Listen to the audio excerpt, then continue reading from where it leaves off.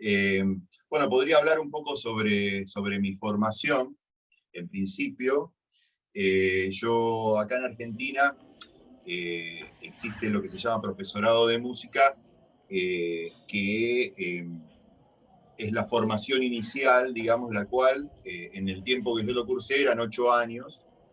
Después de eso hice el profesorado superior en composición, y después de eso hice una licenciatura y una maestría, que tenían que ver más con la cuestión pedagógica. El recorte por ahí que podemos hacer hoy, que tiene que ver con la composición, hice toda la carrera de música sinfónica y de cámara, pero ahí dentro me topé con una personalidad muy relevante dentro de la historia de la música electroacústica acá en Argentina, que fue Enrique Veloz. Digo fue porque falleció hace muy poquito en pandemia, en el año 2020, y fue discípulo directo de Pierre Schaeffer. Estudió con él y trajo acá a la Argentina eh, la experiencia de la música concreta.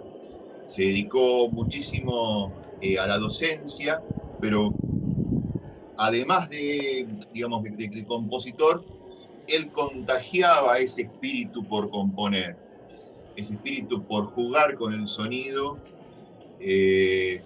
transformarlo, de crear algo nuevo, de divertirse con lo que uno estaba haciendo.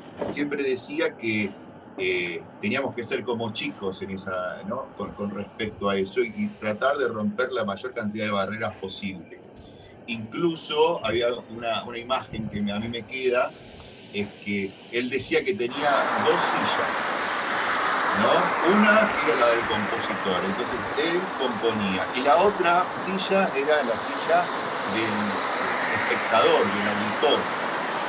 Si la silla del auditor no le decía que no, el compositor deshacía la obra, ¿no? Bien metafórica la cuestión.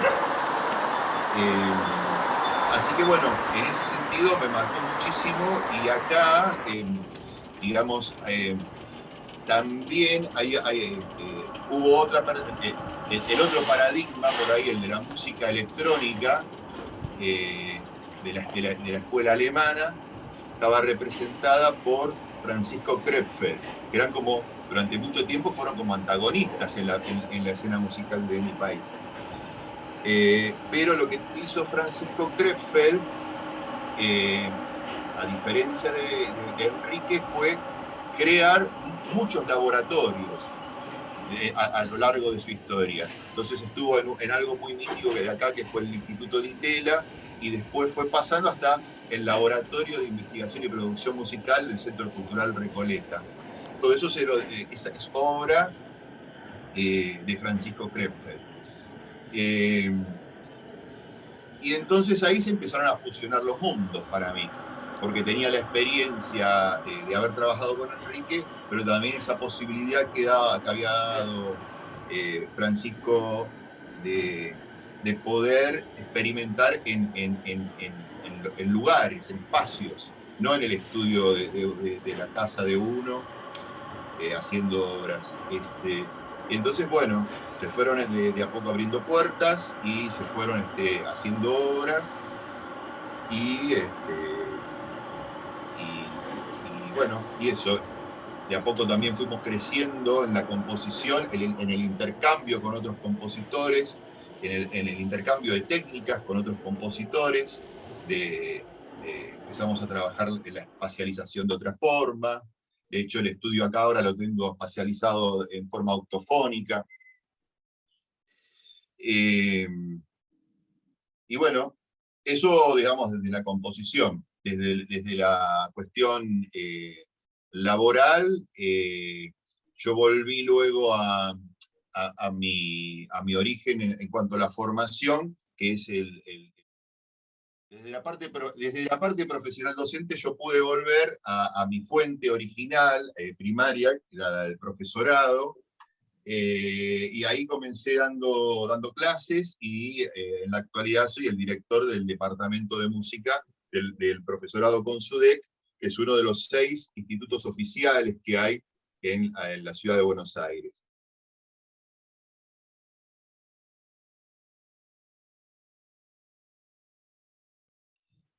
Tuve un maestro dentro del CONSUDEC, que es Eduardo Wilde, y que me llevó como de la mano a esta profesión tan hermosa, y me la fue descubriendo, y me fue como invitando a lugares donde se hacía música contemporánea, donde se hacía música electroacústica, donde se hacía música mixta, y empecé a ver un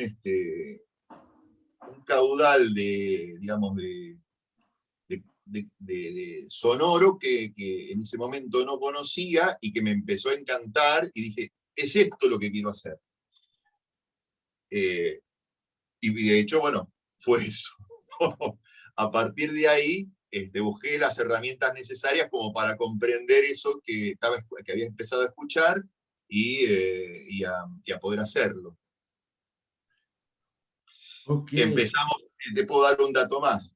Empezamos con un amigo en el año 1995 con lo que nosotros le decíamos M3M, Músicos del Tercer Milenio.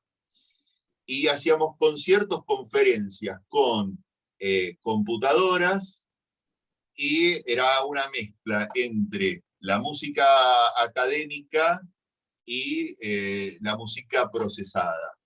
Ahí arrancamos, pasando hasta, hicimos espectáculos con retroproyecciones, hacíamos espectáculos con bailarinas,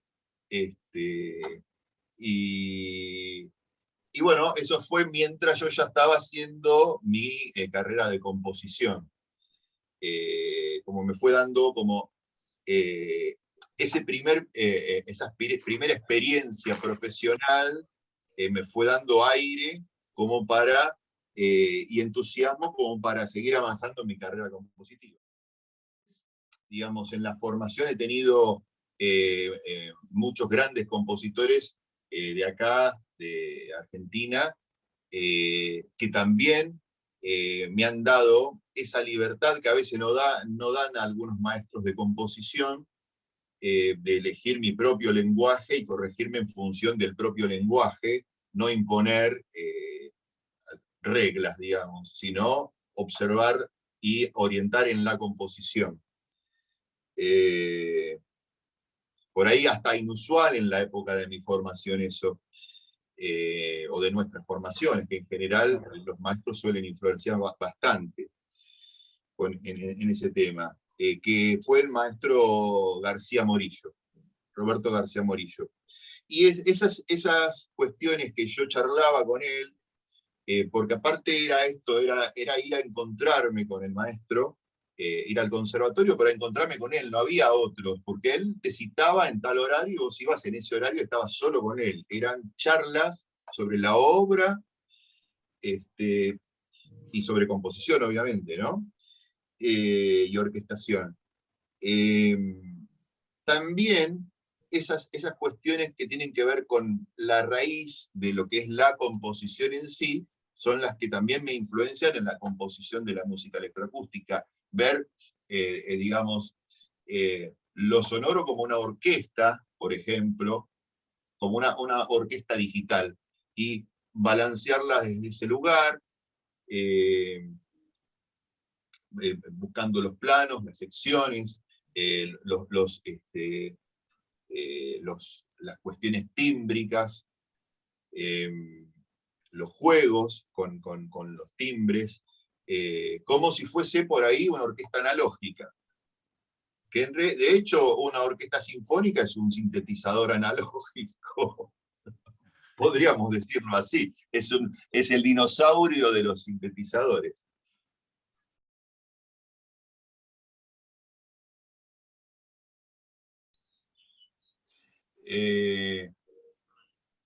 Bueno, no es una respuesta única y lineal.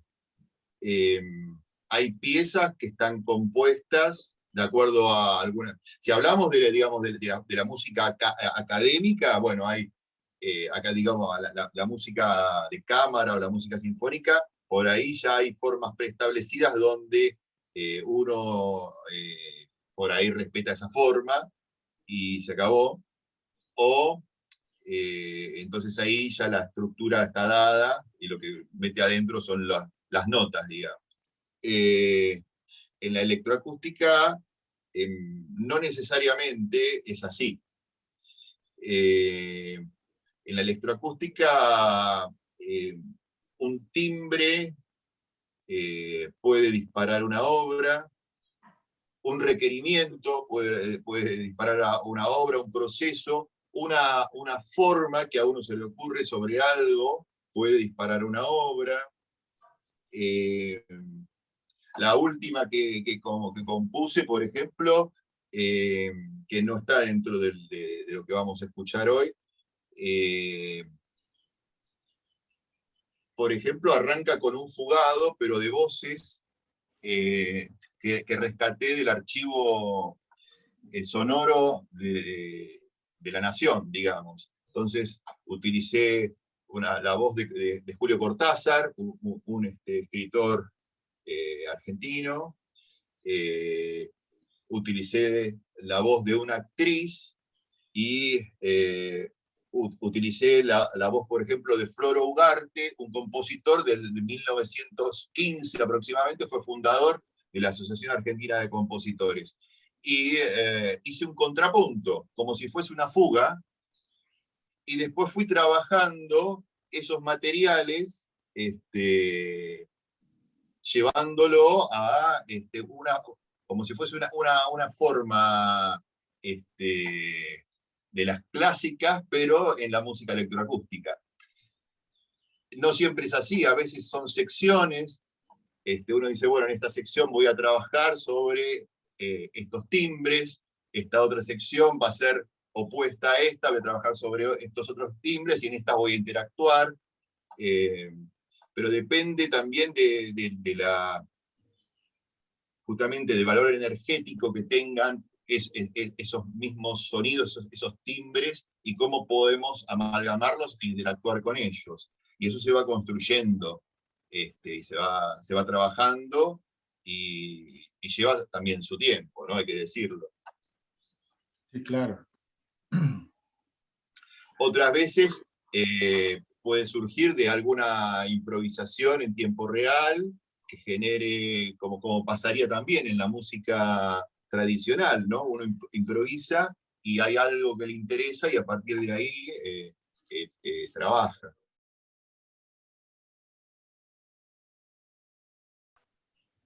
Bien, tampoco hay una herramienta fija. Esos sonidos pueden ser generados desde alguna síntesis o tomados a lo Pierre Schaeffer de algún objeto concreto y transformados. Y eso es algo que suelo usar bastante, de poner como en un plano el objeto concreto y en un plano acompañante el objeto transformado. Eh, es un recurso que suelo usar bastante. Y, o sea, que puedo tener a partir digamos, de síntesis, de algunos tipos de síntesis de la que a mí me interese, generar timbres, o a partir también de objetos concretos trabajados, creando nuevos timbres que interactúan. Y también pueden ser de algún banco que uno recurra para obtener algún timbre que necesita para esa obra.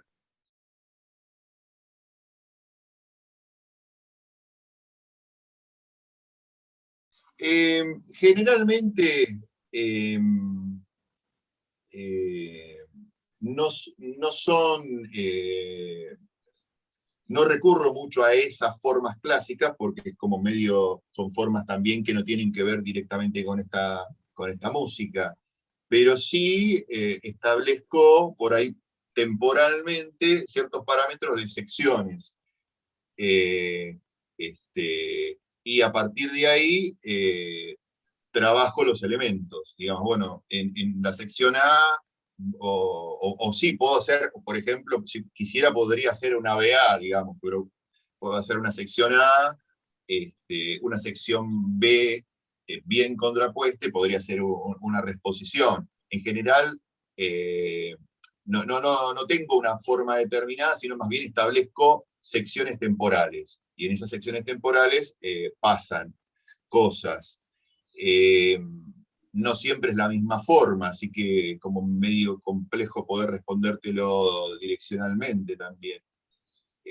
Pero digamos así, a grandes rasgos, como una estructura, como hablando desde una estructura macro, podríamos decir, bueno, son secciones de X cantidad de minutos, donde en la sección A se trabajan tales objetos sonoros, en la B tales otros que quizás se van a ir desarrollando en la C, o no, o interactúan en la C.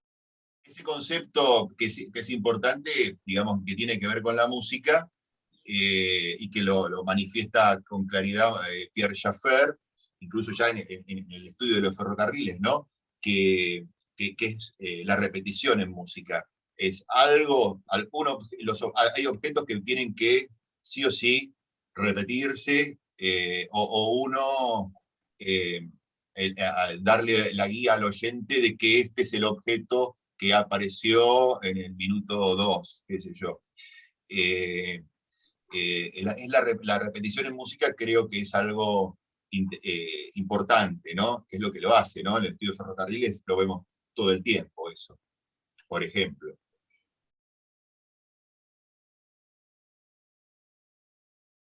Respuesta, o sea, es más inconsciente porque me estoy dando cuenta, mientras vos estás charlando, que la mayor parte de mis obras tienen voces.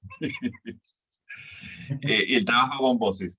Y, y recién justo te estaba contando que la última la hice como si fuese una entrada jugada, y eso, ¿no? Eso también tiene que ver un poco con mi formación. Yo recuerdo que la música electroacústica que escuchaba en esa época no usaba prácticamente sonidos, por lo menos la que consumíamos acá estoy hablando, ¿no? No había timbres de voz. Eran todos timbres de algún objeto procesado o creado sintéticamente. Y inconscientemente eso era medio una crítica, ¿no? ¿Por qué no hay nunca una voz? Era algo como que me salía del concierto y digo, ¿por qué no hay una voz? Y evidentemente eso me llevó en algún punto a trabajar bastante con la voz. De hecho, tengo una obra que sí la vamos a escuchar, que ya tiene unos años, que es del 2014, que se llama Tu Voz, pero con la voz de Tu Voz, jugando con la voz con Z y la voz acá en Argentina, que voz es tú, digamos.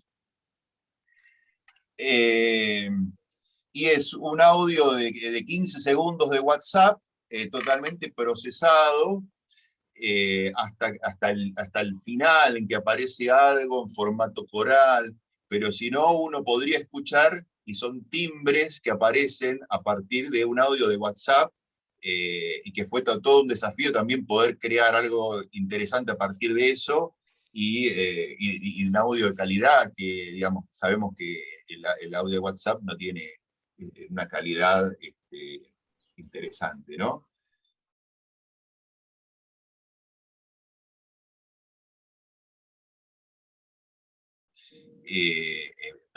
Digamos, no puedo imaginarme mi vida sin la música.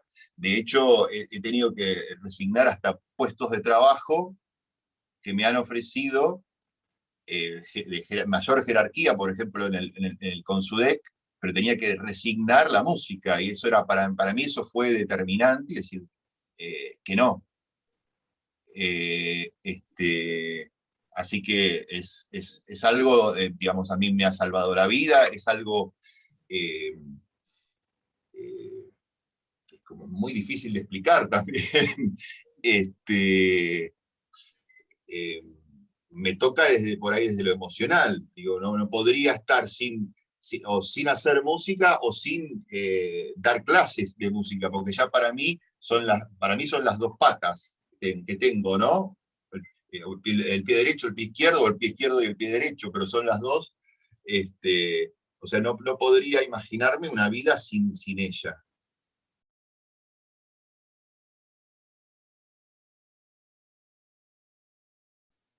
No, bueno, tuve las experiencias que tuve de lugares abiertos, yo no las había tenido, las tuve hace muy poco, la hemos compartido.